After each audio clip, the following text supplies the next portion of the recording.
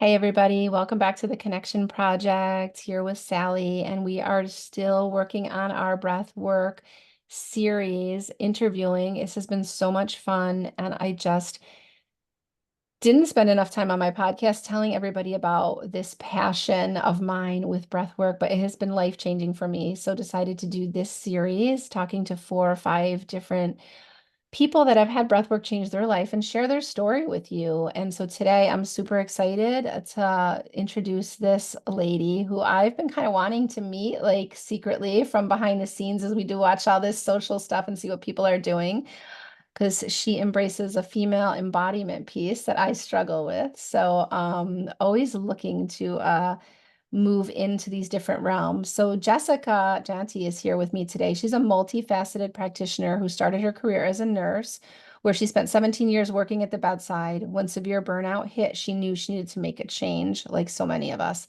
Then COVID came in and her situation was intensified. And how many of us can relate to that? This combination and the fact her soul felt depleted led her to leave her very stable, secure, and comfortable job to pursue her true soul's calling. She now practices as a neurosomatic transformative coach, specializing in trauma-informed care, utilizing breathwork, kundalini, and somatic-based techniques to help women who know they are made for more achieve their dreams and their true soul's calling. Ooh, that is so juicy, Jessica. I am so excited to have you here because I don't want to say dipping your toes because you're probably in the pool, but you are doing things that I love watching from afar because we always have these people that we're kind of watching and seeing what they're doing. And we do a lot of similar things, but I really see your journey just transforming so beautifully. And I really wanted to have you on to talk about all the things that have experienced with your journey, leaving the bedside, really, as you said, stepping into your true soul's calling and experiencing the things that you do with embodiment and the neurosomatics and all the things that we are finding that are really our key to freedom, I think, and living an authentic life for ourselves. And so for the listeners out there, I'm really excited to like dive into the deep end of this pool to see how you got here. So thank you and Yeah. welcome, and thanks for answering the call to come on. Yeah. Well, thank you for having me so much. Such a beautiful introduction. So thank you. Yeah, I've been a nurse for about 19 years, and 2.5 years ago, I left the bedside like you talked about. I was really burnt out, and actually I had been burnt out for probably 5 years and just didn't know it. I had no idea even what burnout was until maybe a year even after I left the bedside.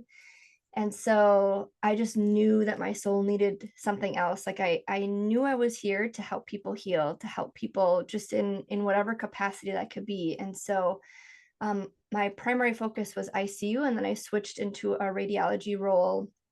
I think my soul was already at that point just looking for something different. I knew I needed something different, didn't know where to go. So I went there, kind of quickly realized that was not where I was meant to be, but I kind of stayed stuck in that place for a while. I didn't know where else to go, what else to do.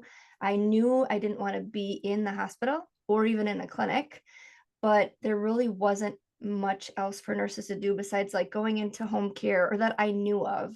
And so through COVID, was super, super burned out. And I just really felt like I wasn't giving the care that I wanted to give. It was like we were getting people in and out, in and out, in and out, and not really giving that care and just being one on one with people.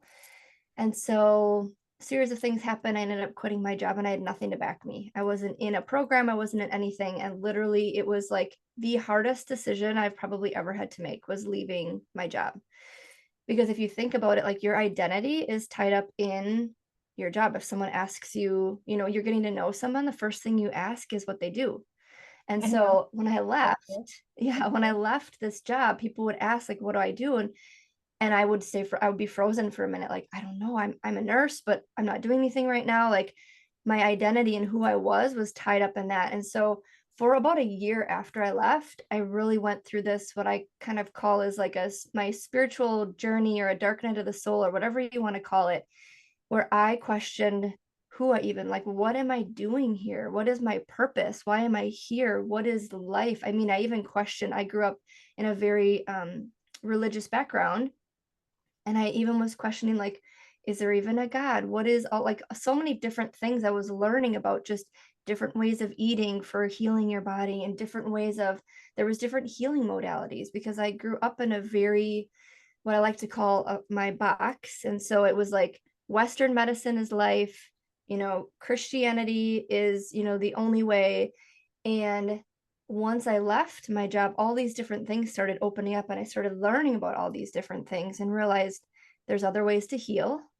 There are, food truly can heal your body. Your breath can heal your body. There's so many other modalities besides just running to the doctor when you're sick. I'm not here to say that Western medicine isn't needed, because I 100% think that it is, like for emergency things and, people that have lifelong illnesses and things. But I just was really opened to how there was so much more out there to healing and to wholeness. And so I ended up going to the Nurse Coach Collective. I found them. I don't even know how I found it. It was divine intervention, I think. And that like led me down my journey, on this journey of just trying to figure out myself and who I was. And so I hired a coach almost right off the bat, because I knew that I myself was struggling and I didn't know what to do and even what was happening. And so through that, I really learned a lot about myself and learned about asking questions. And it was okay to question, because I grew up this, I'm a firstborn, I'm a recovering people pleaser. That's what I like to call myself, a perfectionist. And so I didn't ask questions. It was like whatever an adult told me to do, that's what I did. I just didn't think you could question. And so now I was in this, like, having this freedom to be who I wanted to be and do what I wanted to do. And it felt almost paralyzing for a little bit. Like, Mhm. I don't even know what I want to do and who I truly am. And so it was a lot of soul searching, a lot of digging deep into who I am. And it has been beautiful, but it's also been hard, like learning, trying to relearn like who you are, or letting go of what I say, like unlearn all these behaviors and patterns and things that you've just done because that's what you were told to do throughout life. And so, yeah, that's kind of brought me to where I am now. I've really learned that there's a lot of healing that needs to be done at a body-based level. And so coaching itself, while that was a big catalyst for me for where I am in my journey, I also learned that it wasn't just mindset work. Like, I needed more. There would be people that would say, "Oh, just try to meditate, or just, just sit with it." And I could not. And I think because my background being an ICU nurse, that was the primarily focus of my career in the hospital. And so your nervous system is constantly going. Like, it's this constant, you're in your sympathetic nervous system, that fight or flight most of the time. And I think a lot of us just are that way in our culture that we live in. It is the constant go, the constant need to be doing, the constant need to be showing that we have done something. Social media, just this constant bombardment of things from all different angles. And so I really had a hard time just sitting still, just meditating, just doing anything to quiet myself. And so I found breath work through a coach. She would open our sessions with breath work. I absolutely loved it. And then there was a place, a yoga studio near me that had breath work sessions. And so they were monthly. So I went to the first one, and it was like an instantaneous feeling in my body. Like, like you're home, almost like this is what you need. This is where your healing is going to be. Like, this is where it's at. And so then the next month I went back, because I was like, I need that. Like, I need this in my life. I like almost craved it. So I went back and I asked her, I'm like, where did you go to, like, how did you become this? Like, can anybody do this? And she's like, yeah. And so she told me where she went. And so I signed up like that next week, I think, and I became a breathwork facilitator. And I think through that 6 month journey of going through the program to be a breathwork facilitator, so much healing happened in my body. There was so much that I went through, so much that I learned just about your nervous system and about our body and about our healing, and how our body really can heal itself if it's given the right tools and the right environment and all of that. So So that's what brought me to this place where I am today. And I've kind of gotten a few more certifications along the way as things, I'm just truly just trying to be open to whatever it is that I need to be doing here. That's like my soul's purpose. And I feel like body-based healing is what my true soul's purpose, what I'm supposed to be here doing, is helping people heal at a body-based level. I've been kind of calling it now it's like body-based therapy. People know what therapy is. And therapy is more of like mindset and talking through, which is so important. But that body-based healing as well is, I think, along with the mindset, like the coaching piece as well, is so, so healing. So yeah, I it's kind of love a it. long here I am. No, I love it. It's it's so interesting because your story is very similar to my story because I came from a leadership position, but I was ICU. So Mhm. when I left after 27 years, I was a critical care director of critical care services. And so you're always on. And then I had a life Yes. that was always on. I came at a childhood where I was always on, and so you can go back and back. But I can relate to that piece of like when I chose to leave the hospital. Um, yeah, it's rough.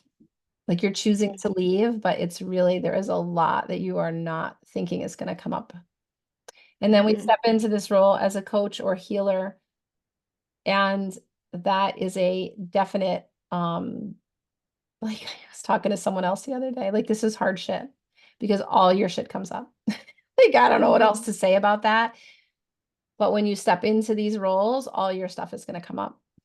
And Yeah, so, and so you have to go through it so that you can right, bring other people through it, because your clients, the people that you're here to help are not going to go any deeper, any further than you have been willing to go. So we have to do that work. We have right. to go deep. Yeah.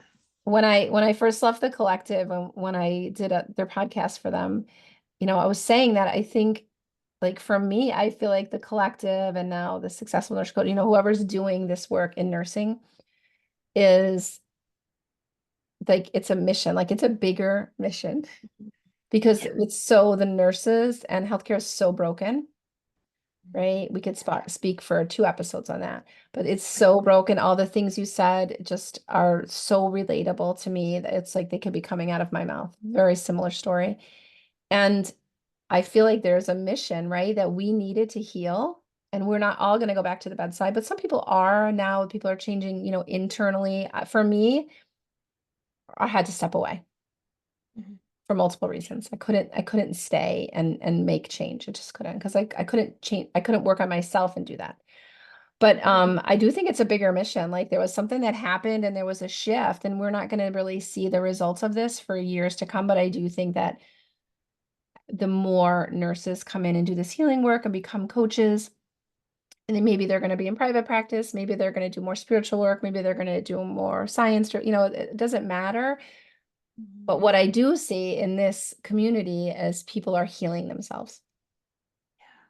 And so Mhm. that ripples out. It ripples out to your family and it's going to ripple out back into healthcare, even if you've left the hospital. I just believe it'll eventually is going to ripple back in. And this was part of like a big mission to Mhm. help heal healthcare. It's just we may not even see it in our lifetime, but I truly believe it's going to happen. And I think it started with us all thinking we were looking for something else, and then we're gonna coach. And really what it's turning out in the world is a whole bunch of healers that are healing themselves that are just gonna be like angels going out and just serving in a different capacity, and it'll eventually ripple back into the hospital. I 100% believe that will happen. Yeah. Yeah, my like big vision would be that we can meld the worlds Yeah, together. Like it doesn't have to be Western and Eastern medicine, that it doesn't have to be and I don't even like the term woo woo, but like when people say that, like coming from a Western medicine background, like if you would have asked me 3 years ago if I wanted to go do half the stuff that I'm doing now, I probably would have thought you were crazy. yeah. So it's like I know the education is needed because me myself would have looked at this stuff and laughed at it. So Right. it's but like bringing them together, I think would be so beautiful because I think there is value in Western medicine, but there's so much value also in healing our own bodies and taking that authority in ourselves and knowing that we can be healers. And so that's my true goal, is to see them like merge and to be all together in spaces that we can do. And I know part of it is there are things coming into the hospital now. I've heard the other day someone was telling me that they're bringing Reiki in, and I know Mhm. essential oils have come in and different things like that. So it's already starting, which I think is beautiful. Right. So And then some of the big centers are doing this, but really every hospital should have an integrative program. yeah. Every hospital should have Reiki. Every Hmm. hospital should have the ability for the staff or for you to be able to go to the bedside and do a 5-minute guided meditation with a family member or the patient. Or like, can you imagine the decrease in pain medications that would be used? Right. Can you imagine in the Yeah. ICU if there was a program even just for the families? Right. Like how much Yeah. less complaints there Trauma would that be? goes It would be like through. it's such it would be such a big impact. Hmm. And honestly, I was in a position to maybe like according to some people see that change, but I didn't have it in me at that moment. And I had to recognize that. Like I was in a position of leadership, but I wasn't in a place that was ready to like make those changes. And I didn't have the energy to, you have to be ready Hmm. to like try to influence because Yeah. that's been part of my mission too, is right. Seeing those two blend. You can have a therapist, but then the therapist is recommending you to them to connect to their energy and to their breath. And like he's doing the talk therapy, maybe, or she's doing the talk therapy, and then she's recommending the coach or the holistic healer to do the other parts of it if they're not wanting to do that because they've had this practice for so long. And there is a component of talk therapy that's important, right? Being self-aware, but there, what we have found is there's a big component that this body-based work, it just shows up for people so differently because they don't have to talk about it, honestly. Right. Right? You're doing Yeah. a breathwork session and you're just guiding them, but they're coming to terms with what they want to release. Hmm. They don't want Yeah. to talk about it and they don't have to share it. They may want to share it and integrate, but they may not. And that's their Hmm. Yeah. choice, which is so important, right? People having choice and having sovereignty over their own body and learning that we're guiding them, but in breath work, say, or energy work, but they're having the ability to know that they can do this on their own. Hmm. Like, what's more Yeah. empowering than that? Right. Yes. 100%. And I didn't even Yeah. know. And I used to think like as a nurse, how do I not like know this stuff? Right. Like, how did I go through like oncology, then all this critical care, ICU, manage? Like, how do I not, like, how is this stuff not all named? And, like we were Mm. doing it, but I don't think the nurse sitting at the bedside breathing with someone, connecting with them, calming them down, but I didn't really have a name for that, right? Not really. But, we're doing this thing that is so magical. Yeah. Like we should be teaching everybody that Right. in I don't healthcare even think world. we were taught how to even, I mean, yes, we knew about our nervous system and about the sympathetic being the fight or flight and the Right. parasympathetic, the rest and digest, but that's all that you learned. You didn't learn how to get yourself into the parasympathetic. You didn't learn that being in the sympathetic all the time is not healthy for your body. That's actually where disease and sickness and illness comes from. And so if we can get ourselves to this place, this parasympathetic response through using our breath and using these tools that we have, like we can do so much healing just with our own body. And we aren't, I mean, I remember being also, like you said, just floored, like learning about the breath and learning that if I breathe through my nose and learning how to breathe into my belly and like all these things. I was like, how are we not taught this? Like I went to nursing Exactly. school for how long, and I've been a nurse for, by that time it was 17 years when I left, but I was like, how did we not learn any of this? Even learning about food and how food can fuel your body, and that, how you can help and prevent illness and sickness. And it's like, why are we not taught this? I don't understand. I felt the same way. I can relate so much because I don't know how long I spent thinking that, like just blown away and then wanting to consume so much more education because I was like, Mhm. Yeah. how did I not know this? And I was one that used the system in a way like if my gallbladder was bad, I didn't change my diet. I had my gallbladder out. I Same had a with me. hysterectomy. I Exactly. had I had like every organ that could be removed is gone. And now I'm like suffering with, like Mm. there are effects from that after a while, like, and so that was my answer because I was so busy in life and work. I was so committed to my job and my people and, whatever, what I thought my superpowers or what I thought that was, which really Yeah. it's just a job. Just FYI for the listeners, it's just a job because when you leave, it's just a job. Yeah, they'll And find someone else to replace you really yep, quick. yep. So that was my mentality though. I was in that fight or flight, but didn't know I was in it. So the fact that we can bring that to people for them to understand. And for me, I talk about this a lot, but a lot of times, a lot of my clients, I meditate a lot before I really found breath. But I started with yogic breath work because I went through a program where that was part of it. So I was doing alternate nostril breathing and I was doing a lot of meditation and mantra work in the program I did. And this was when I was at my worst, when I was still in work, but took a leave of absence because I had so much anxiety that like crept out, for me, it felt like came out of nowhere, but not really true looking back. And I took a leave of absence and to take care of my mental health, which was, well, you don't know, but you probably like it wasn't looked at like fondly. Mm. And that's where I started to learn about this type of breathing. And then I was finding with my clients, a lot of people are just so resistant to meditation because they're so far into fight or flight. I didn't even understand this in the beginning that it's really hard for them to even think about slowing down. So I Mm. always say I think the breath is like a real great bait and switch because it allows that Yeah. mind, that overthinking nervous system to attach to at least the breath, Mhm. and then it Yeah. brings them in. And Yes. meeting people where they are. So yeah, it's so beautiful and it's such a beautiful practice.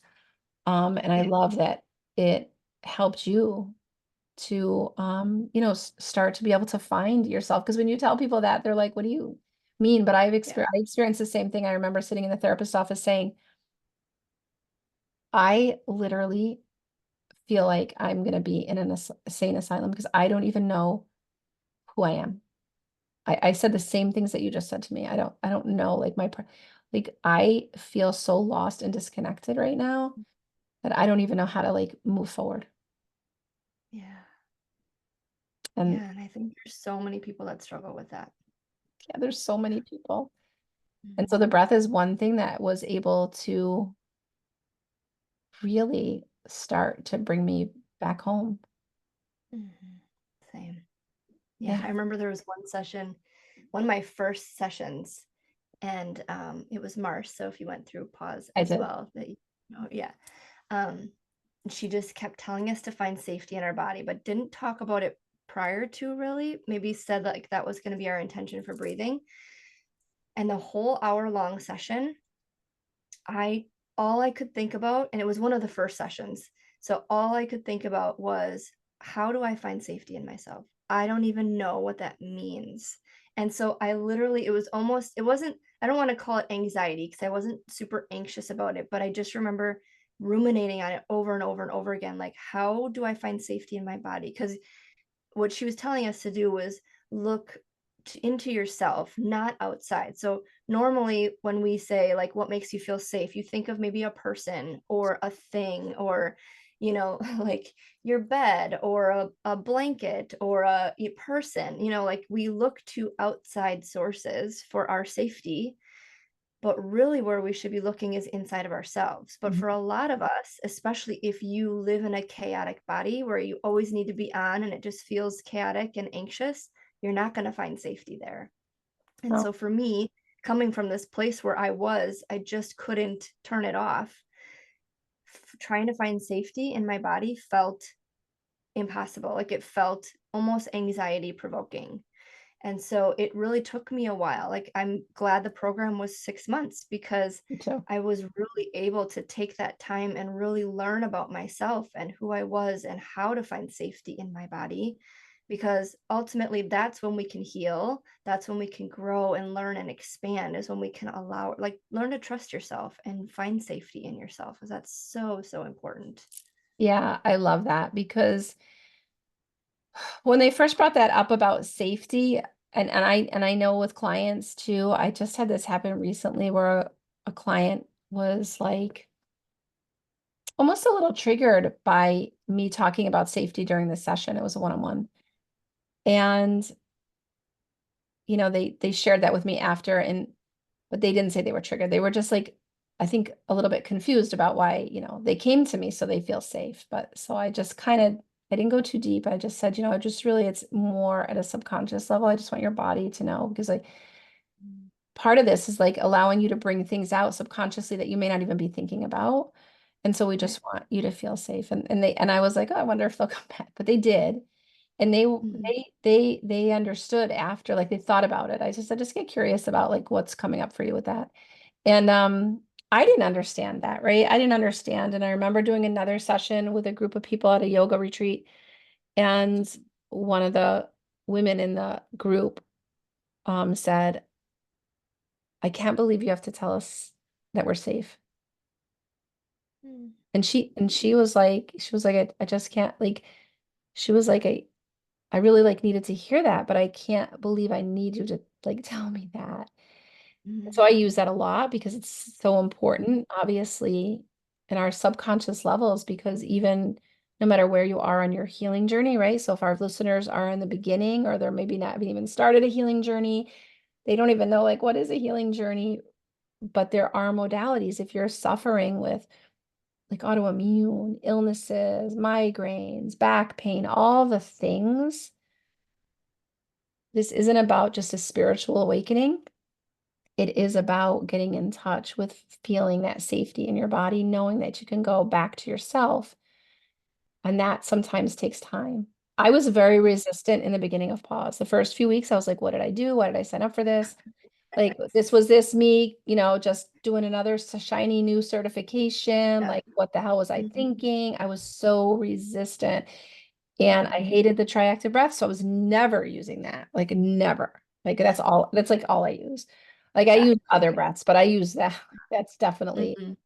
but Yeah. when I look back now, I can see there was so much resistance and tears. And I am so glad for us talking about pause, giving them a little shout out Yeah. that I'm glad it was 6 months Mhm.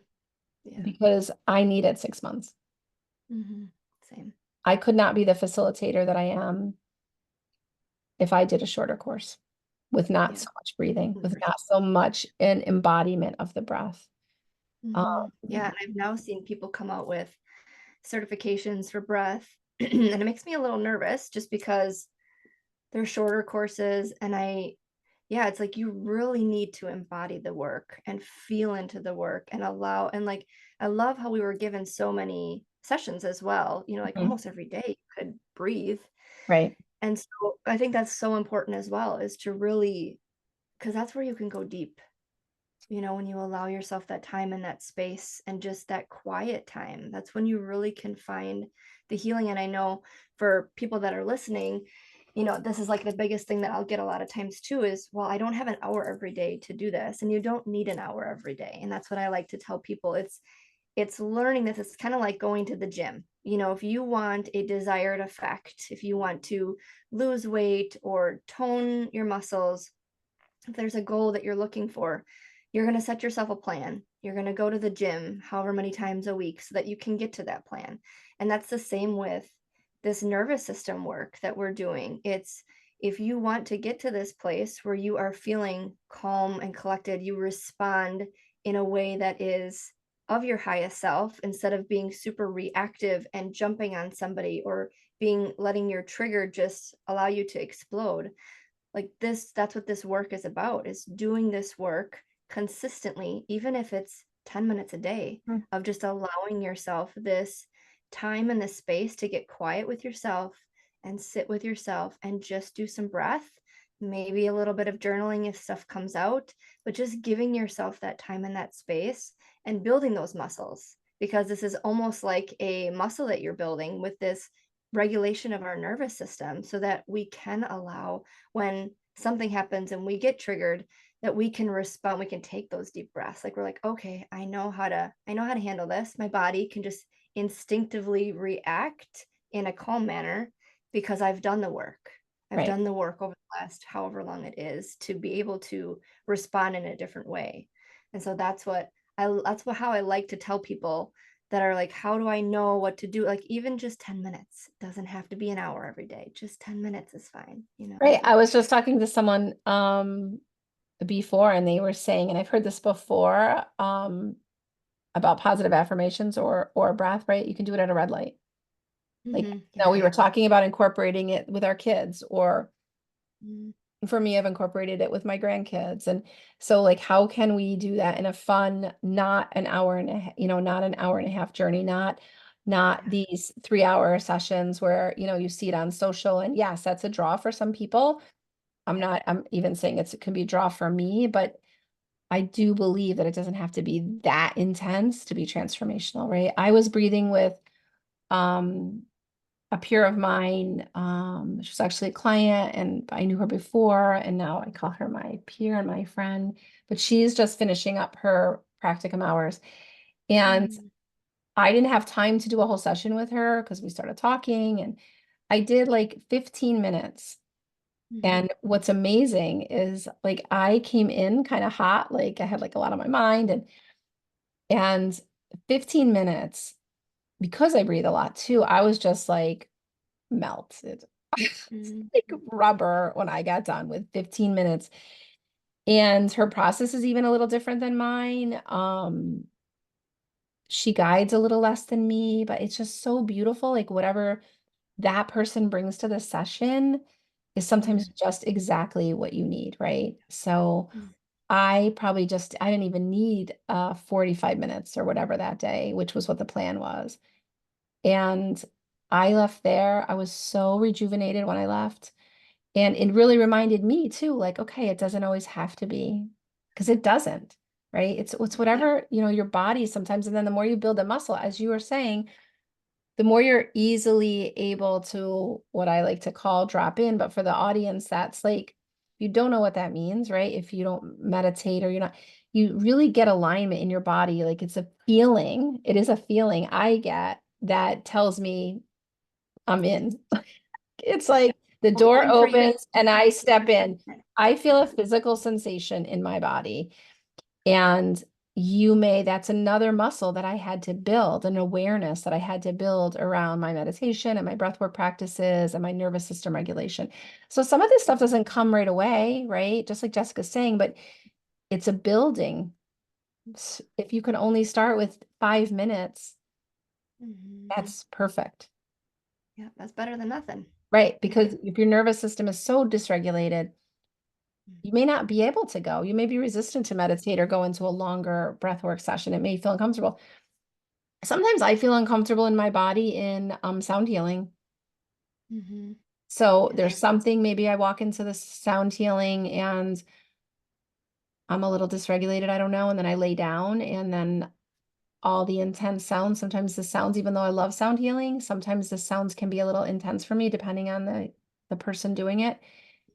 And if there's a piece of energy a little stuck in you, I don't, I'm sure you felt this. You're like, oh, I don't know, like maybe I should like Yeah. get up and leave. But really, it's a Mm, piece of, and the same with breath. There's like energetic pockets that are like dense and stuck, and you're starting to move them, and we can feel uncomfortable. So mm, just showing yeah. yourself a lot of compassion and love, and, maybe in the beginning working with a guide because Yes. they're able Mhm, to integrate with you on what's happening, but it's not like you have to always be with someone because I mhm, think a part of that work, and maybe you can speak on this a little bit, is like empowering these individuals mhm, to be able, because it's their medicine, it's their work, yeah. and we really are just guides for them. But sometimes we need a little help. I needed a lot of help. Like sometimes I feel like I need a team as I was Mhm, integrating my path. yeah. But I also want people to know that like this is work they can do. So can you Mhm. talk a little bit about that, like with your clients and with your own path of um, finding the right person to maybe help integrate and guide you, or then empowering yourself and being empowered by your guide to, Mhm, have choice and make decisions for what's feeling good in your body versus, because sometimes we can get like hooked with someone that is telling you it has to be this way. And I know that's not the way you operate, and it's not the way Yeah. I operate, right? We want to meet people where they are. And so can you Mhm. talk to the audience a little bit about like that piece of when you're Mhm. starting these kind of practices that sometimes can be intense? Yeah. Yeah, and so there was a piece that I didn't quite that I think a point I was trying to make, and I don't think I actually made it before, Sure. and that is like with the different certifications that are coming up and shorter certifications, I think that it's really important to find someone who is trauma informed. And because when you're doing breath work, when you're doing this deeper healing work, we have emotions and traumas and things that can stay stuck in our body. And so, for you listening, if you've never heard that before, it does sound like a crazy concept. But believe me when I tell you, there's lots of research and things about it, and it's absolutely true. But I mean, there can be things stuck from, if you think about it, we're inside our mother's womb for 9 months. And so we have, her cells, DNA, other things from her that, gets transferred to us. But she also had that. And I think it goes back almost like 12 generations that you can Mhm. have of. And so just like disease and illness can be a genetic, brought into our lives based on our lineage, so can traumas and emotions and different things. They can stay stuck in our body or come with from the past. So we can have generational healing that we need to do. We also can have our own healing that we need to do. And like you were talking about before, you don't necessarily have to name it when you go into this. It's just being open to allow whatever needs to happen. But in this work that we're doing, so much can come up and can come out. And so I do think it's important to have a guide, to have somebody who is a facilitator who knows how to help you through if traumas do come up, if things come up, but they also help guide you in a way that allows you to be in control. If you Mhm. start feeling a certain way or if things come up, we as facilitators can, for one, we're watching you so we can sense that and help you and guide you through it. And for another, if something else comes up, then you have someone to talk through things with after or maybe even before so that you know what to expect. So there are like different apps and different things that you can do and stuff online that you can do, which is great. But I do think when you are going through this work that it is important to have somebody that can help you, that can guide you, because there is a lot of healing work that a lot of healing that can come up and things that can come out. And but like we were talking about before too, like there's so many different facilitators and so many people like you and I are very similar in what we do, how we've, gotten to where we are at and things like that. But your medicine is unique because you come at things from a different way.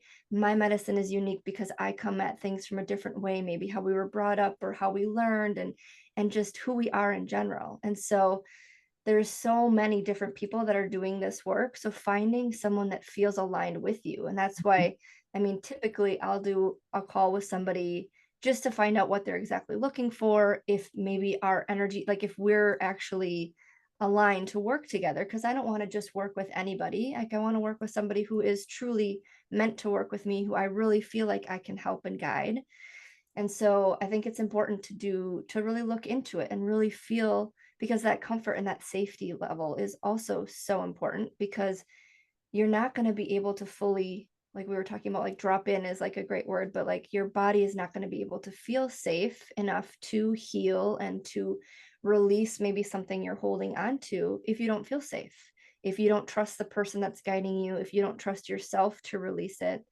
And so it's building that rapport with the person that you are that is guiding you. And it's building that safety and trust in yourself that you can release this, because sometimes our body will hold on to things, even if it's uncomfortable, even if it's something we're like, I don't want to keep this pattern, I don't want to keep doing this, but our body knows it so familiarly that it will hold on to it, that it will keep doing it because it feels safe. It's like these neural pathways that we almost have to like relearn. It's like you're used to going right off the highway every time at this certain spot.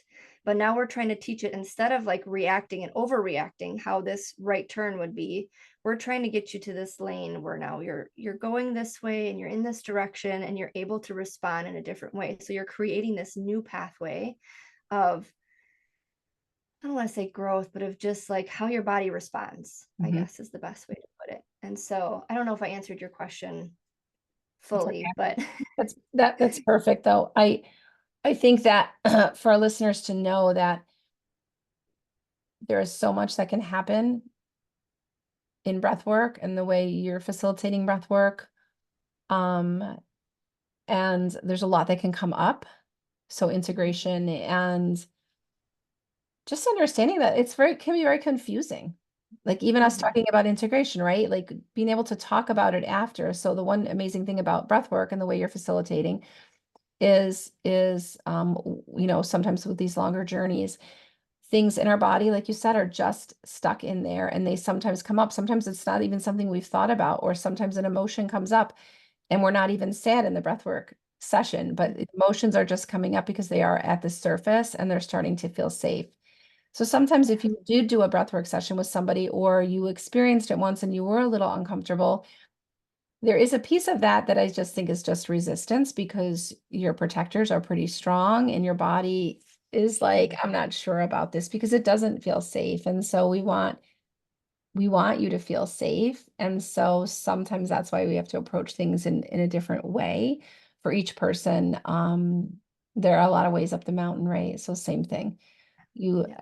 Everything can't be exactly the same. We're all separate humans. And finding that person or those people, your people, like that we always say that, but it's true, like finding your people where you're starting to feel safe in the group and Mhm. safe in your body. So whether you're in a group setting or you're on your own one-on-one with a guide, just knowing that sometimes uncomfortable feelings can come up, but a big part of healing or one thing that helps us with breath work is being able to get in touch with those emotions and letting them come out. Because, like, right, what do they say? We got to feel it to heal it.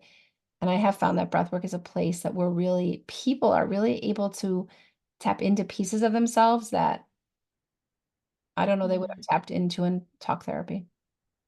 100%. You 100%. just that you don't even know. And so, can you talk a little bit about, because I know that you are doing well, I say I know, but what I see is you just had a new group, Mhm. you're a Kundalini instructor, you seem like you do a lot of community work with women. Mhm. So can you talk a little bit about the breath and the healing components of how beautiful that can be in the community space with other Mm. women when you feel safe and you are facilitating this circle work? Um, Because a lot of times, right, a lot of women have a sister wound or a mother wound, Mhm.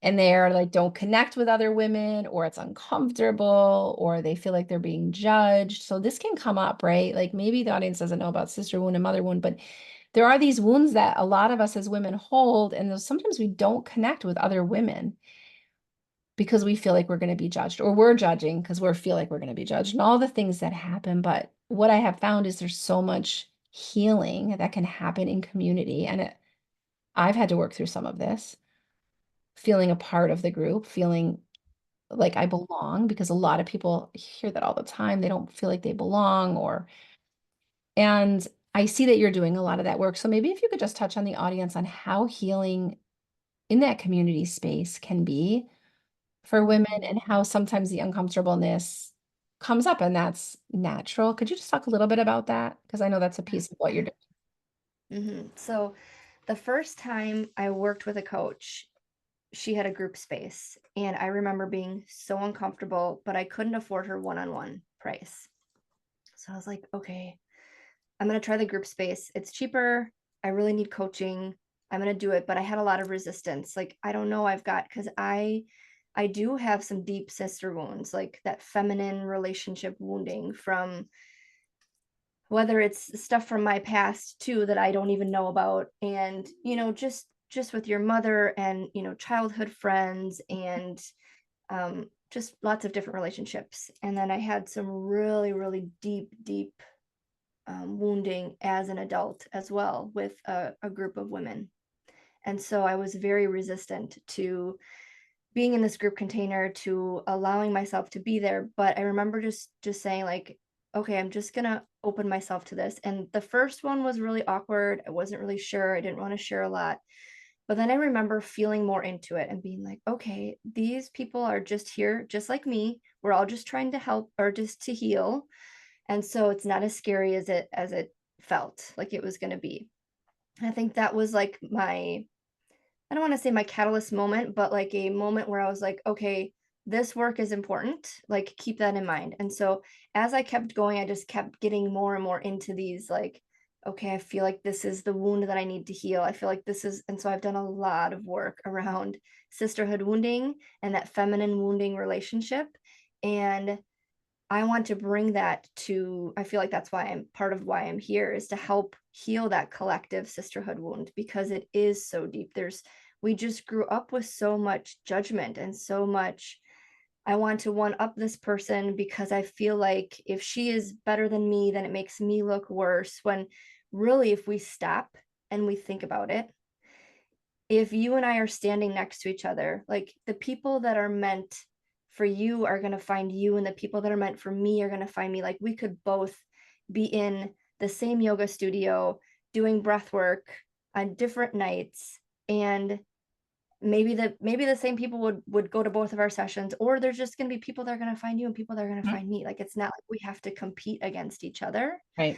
but it took me a while to realize that. So it took me this a while to realize that not all women are out to get me, and I can build these beautiful relationships. And so I have this about 2 years ago, I did this I really want to do retreats. That's like one of my goals in the future is to have women sisterhood retreats. And so I had this group asked me to come and to facilitate breathwork for them. And they're like, we will, you know, pay for your way and all of that. Just like come and be with us. And so I did, and it was one of the most beautiful experiences that I've had. It was maybe there were 7 of us total, and the healing and the connection that happened after that was so beautiful. It was like God was being like, "Okay, this is what you need to do. This is what you're here for, is to help and to heal in this way." And so since then, I've just tried to bring in as much of that as I can in the online space and in person if I can. And that's my ultimate goal, is to be able to do more like that, because there really truly is so much healing when you get other women together who are all there for collectively the same type of reason, to heal themselves, to maybe they don't even know what they need, but just by gathering together and being in community with each other and sharing and being vulnerable. I think that's one of the biggest things as well, is allowing yourself to let that wall down, that that vulnerability, that sharing from a place of wounding, because we all have that wounding, whether you want to admit it or not. There is wounding there somewhere, Mhm. just because of life, just life. And so it's allowing ourselves to let that barrier down and to open ourselves. So I've started bringing in cacao into some of the ceremonies that I do, because it is so heart opening. It's such a beautiful plant medicine.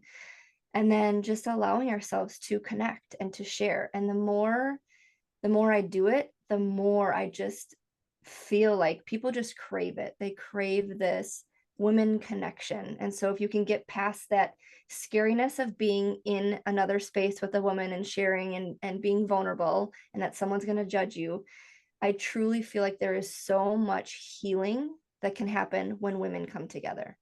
I And know. so it's kind of a long roundabout way, but there's No, so much healing in that space.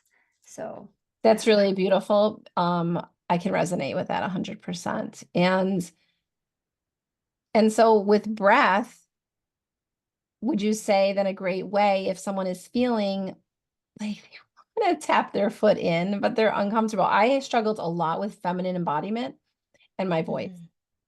I Yeah. was at a yoga retreat in Costa Rica and Mhm. not facilitating. I was just at a yoga retreat, and they did a lot of feminine embodiment dance and like, Yeah. sound. And I was like, and then I went to the pause advanced breathwork course Mm. facilitation Yes. retreat. And there was a lot of like dancing on the table. There was a lot of feminine embodiment work.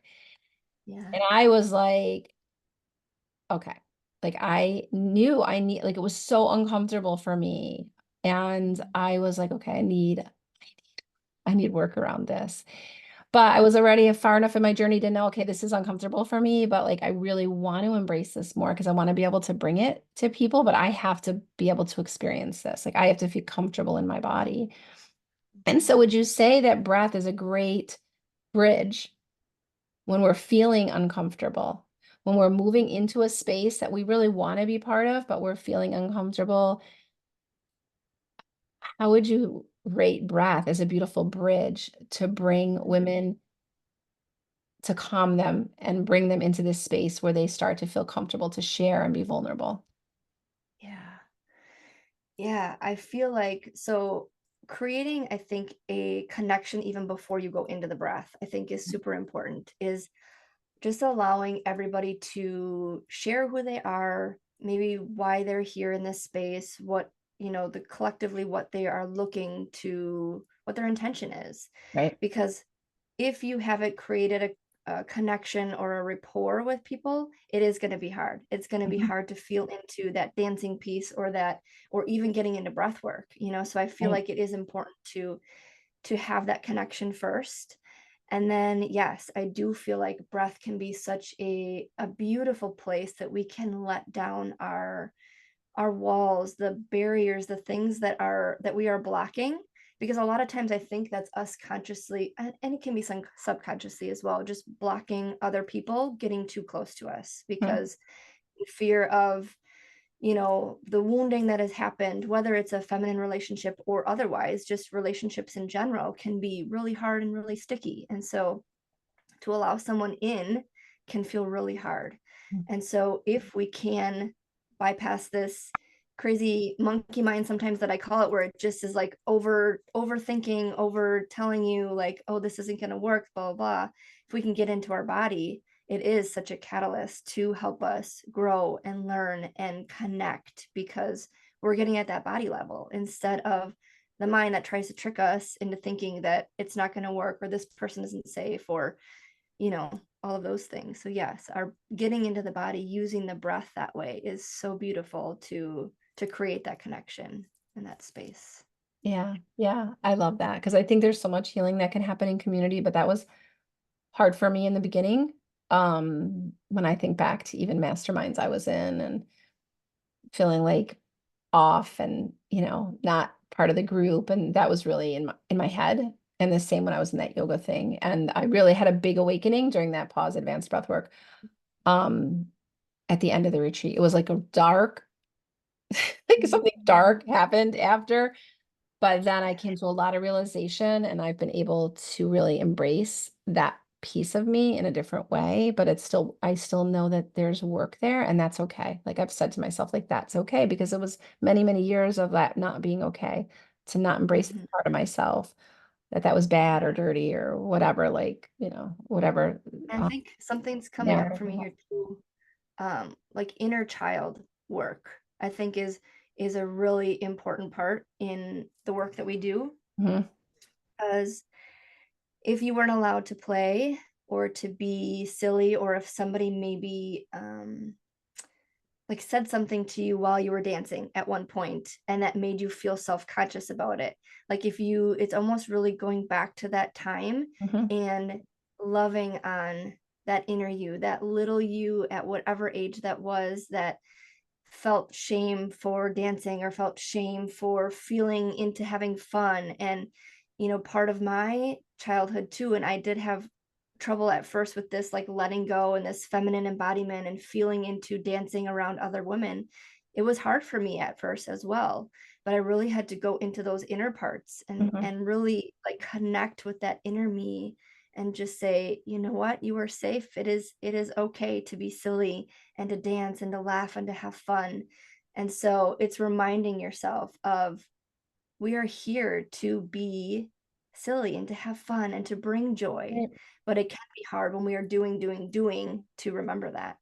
Right. So, Yeah, thanks for bringing that up. Yeah, there's so much connected for people listening out there to your inner child that we could talk mhm, about that for a whole nother right. episode. But Yeah. Yeah. there's so much connection here, but the breath definitely brings that all out. So when you find someone facilitating that has all these pieces and has done this work, it really does make a difference because they're aware, they're trauma informed, they're aware of what may be coming up and they're going to be able to help you integrate. So I know I've kept you a long time. I could probably talk to you forever.